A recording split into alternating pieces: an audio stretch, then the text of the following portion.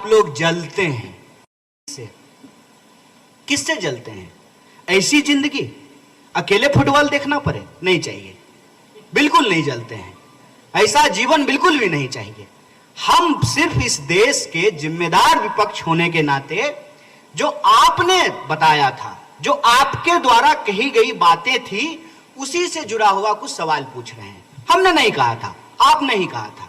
आपने कहा था कि 100 स्मार्ट सिटी बनाएंगे, आपने कहा था 100 दिन में काला धन लेके आएंगे, आपने कहा था कि हर साल 2 करोड़ नौकरी देंगे, तो 18 करोड़ नौकरी होना चाहिए 9 साल में।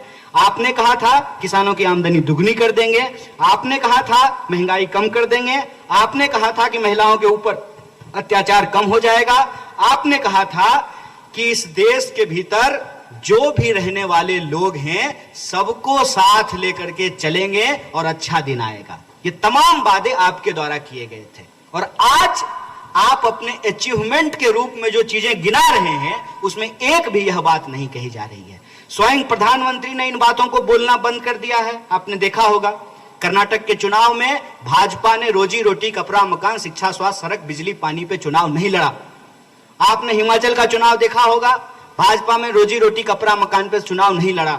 और आज आप कहीं भी बीजेपी के लोगों से बात करके देख लीजिए, आप जो ही रोजी रोटी की बात करेंगे, जो ही आप रोजगार की बात करेंगे, जो ही आप महंगाई की बात करेंगे, तो जानते हो क्या कहेंगे? तो महंगाई कम करना प्रधानमंत्री का काम है, रोजगार देना प्रधानमंत्री का काम है। तो रोजगार देना प्रधानमंत्री का काम नहीं है तो बिजली के खंभे का उद्घाटन करना भी प्रधानमंत्री का काम नहीं है, वो काम विद्युत मंत्री का है। रेल का उद्घाटन करना रेल मंत्री का काम है, विदेश जाना विदेश मंत्री का काम है, वित्त पे कानून बनाना वित्त मंत्री का काम है, और कानून पे, व्यवस्था पे बात करना कानून मंत्री का काम है। नमस्कार, मैं हूं मानक गुप्ता।